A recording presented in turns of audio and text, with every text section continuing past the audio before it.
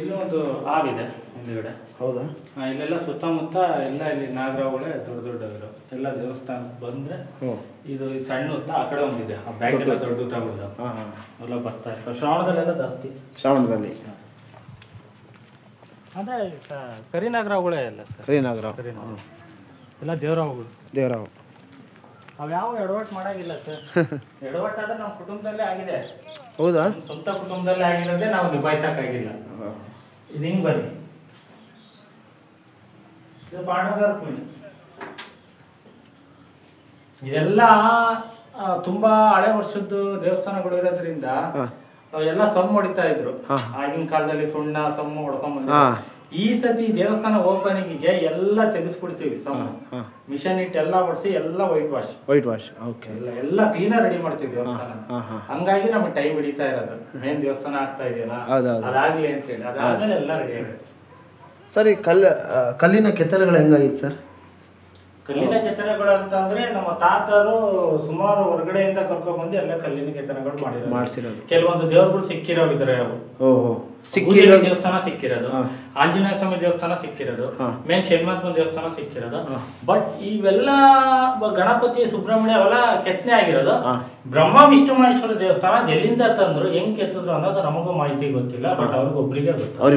ಅವ್ರೊಬ್ರು ಅದನ್ನ ವಿಚಾರ ಯಾರ ಹತ್ರ ಹೇಳಿಲ್ಲ.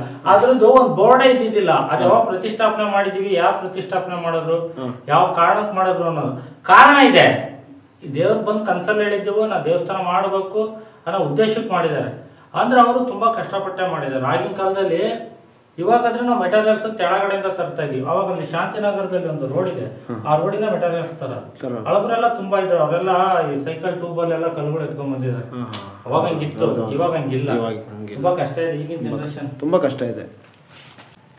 ಅದೇನು ಸರ್ ಸುಮ್ಮನೆ? ಅದು ನಮ್ಮ ತಾತರು ಇದದು ಸಮಾಧಿ. ಸಮಾಧಿ.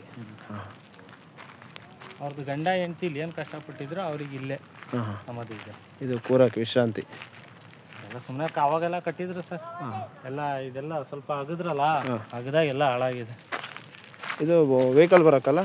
ವೆಹಿಕಲ್ ಬರಕ್ಕೆ ಮೇಲೆ ಬರ್ಬೋದು, ಆದ್ರೆ ಇಲ್ಲಿ ಬರೋಕ್ಕಿಂತ ನಡ್ಕೊಂಡ್ಬರೋದು ತುಂಬಾ ವಾಸಿ. ಸ್ವಲ್ಪ ಏನಾದ್ರು ಇಲ್ಲಿ ಬ್ಯಾಲೆನ್ಸ್ ತಪ್ಪು ಅಂತ ಸೀದಾ ಕೆಳಗೆ ಇಲ್ಲಿಂದ ಶಿಸ್ತಾಗಿ ಅಲ್ಲಿ ರಾಯಗುಡಕ್ಕೆ ಹೋಗುತ್ತೆ ವೆಹಿಕಲ್ಸ್. ಬ್ಯಾಲೆನ್ಸ್ ಇರೋರು ಮಾತ್ರ ಗಾಡಿ ಹೊಡಿಬೇಕಾಯ್ತು. ಯಾಕಂದ್ರೆ ತುಂಬಾ ಇಲ್ಲಿ ಕಟಿಂಗಲ್ಲಿ ಭಾಳ ಹಂಪಿ, ಕಟಿಂಗಲ್ಲಿ ಆಗಲ್ಲ. ನಮ್ದು ಇದೇ ಎದ್ದು ಬಿಡತ್ತೆ, ಟ್ರ್ಯಾಕ್ಟರ್ಗಳೇ ಇಂಜಿನ್ ಎದ್ದು ಬಿಡತ್ತೆ. ಅದು ಲಿಮಿಟ್ ಇರುತ್ತೆ ಅಷ್ಟೇ. ಈಗ ಒಂದು 250, 300, 500 ಇಟ್ಟಿಗೆ ಒಳಗಡೆ ಹಾಕ ಬಂದ್ರೆ ಲಿಮಿಟ್ ಇರುತ್ತೆ. ಆ ಲಿಮಿಟ್ ದಾಟ್ತು ಅಂದ್ರೆ ಗಾಡಿ ಕೈ ಸಿಗಲ್ಲ. ಬುಲಾರ ಗಾಡಿನೇ ಸಿಗಲ್ಲ ಸರ್. ಅಲ್ಲಿ ಬಂದ್ರೆ ರಿಟರ್ನ್ ಹೋಗ್ಬಿಡತ್ತೆ. ಮಿನಿಮಮ್ 20 ಬ್ಯಾಗ್, ಅದ್ರ ಮೇಲೆ 10 ಬ್ಯಾಗ್ ಹಾಕಿದ್ರೆ ಮೇಲೆ ಹತ್ತಲ್ಲ ಗಾಡಿ.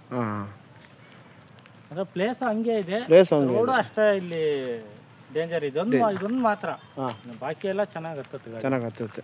ಇದೇನು ಸರ್ ಇದು ಹಿಂಗಿದೆ ಇಟ್ಕೆ ಬಾರಿ? ಇಲ್ಲ, ಅದು ಒಂದು ದೇವಸ್ಥಾನ ಮಾಡ್ಬೇಕು ಅಂತ ಹೋಗಿದ್ರು. ಅದು ಶಿವಲಿಂಗನ ದೇವಸ್ಥಾನ. ಆಕ್ಚುಲಿ ಹಿಂದಿನ ಕಾಲದಲ್ಲಿ ಶಿವಲಿಂಗನ ಇಲ್ಲಿ ಆಗ್ಲಿಲ್ಲ. ಕಾರಣ ಇದೆ ಅದಕ್ಕೂ. ಅಲ್ಲಿ ಎದುರುಗಡೆ ಶನಿಮಹಾತ್ಮ ಇದೆ. ಇದು ನಮ್ಮ ಚಿಕ್ಕಪ್ಪರ್ ಮಾಡಿಸ್ತಾನ ಅಂತ ಹೋಗಿದ್ದು, ರಾಮದಾಸ್ ಅಂತ ಹೇಳಿ ಅವ್ರ ಹೆಸರು.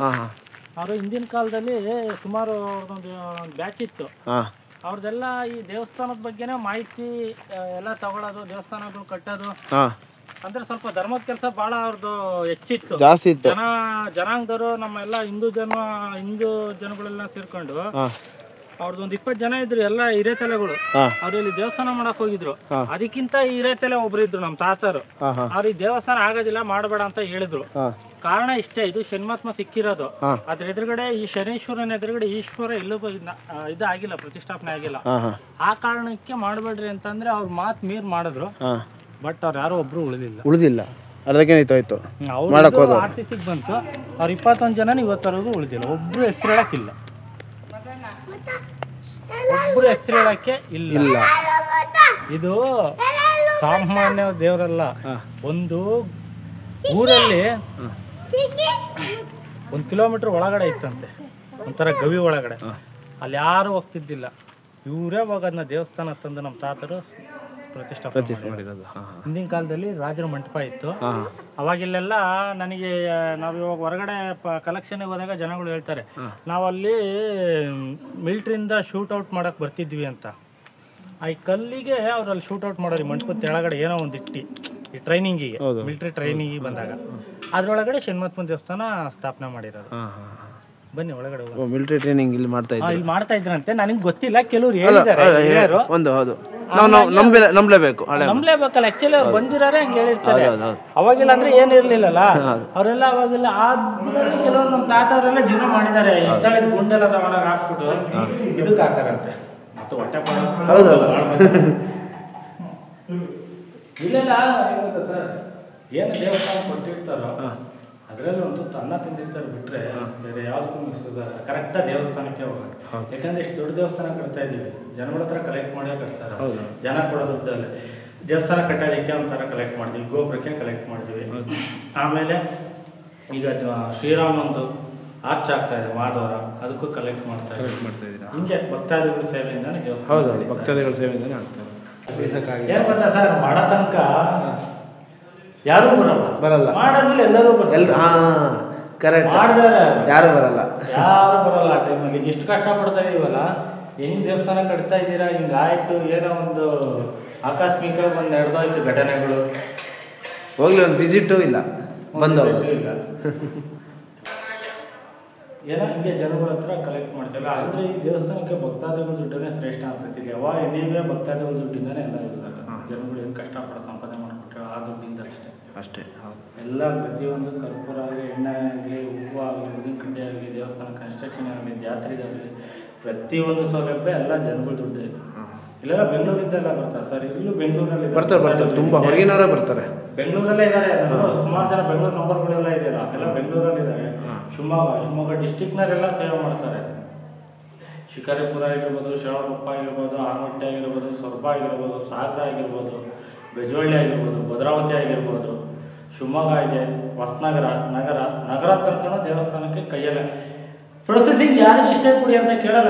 10 ರೂಪಾಯಿನ ಕೊಡ್ಲಿ ಇಸ್ಕೊಂಡ್ಬಿಡ್ತೀವಿ. ಯಾಕಂದ್ರೆ ಅವ್ರು ಹೋಗ್ತೀರ ಏನೋ ಧರ್ಮ.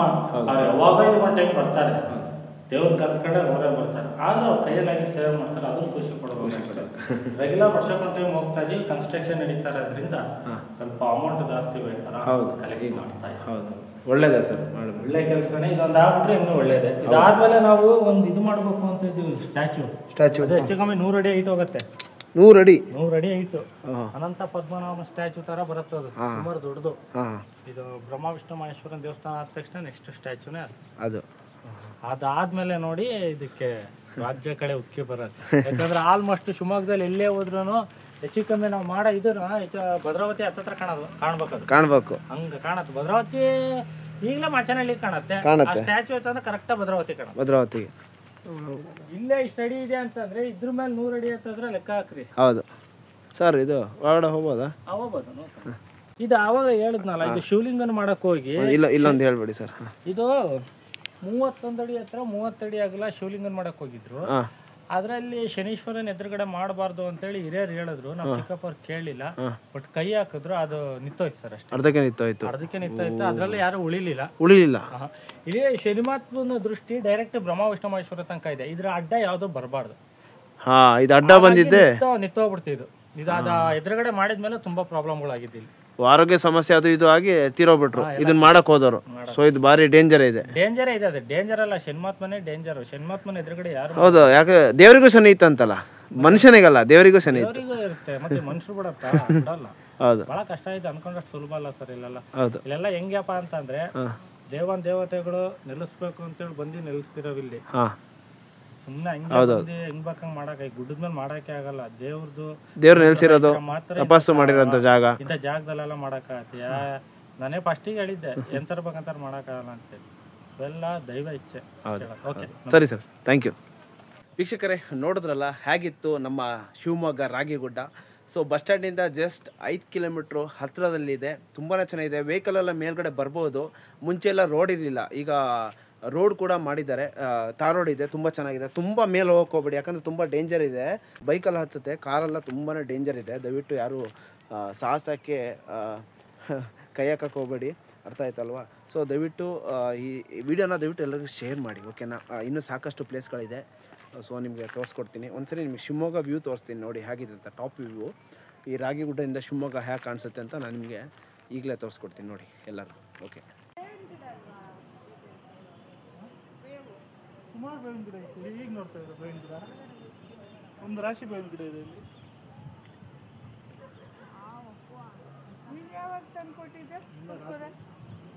ಯಾರು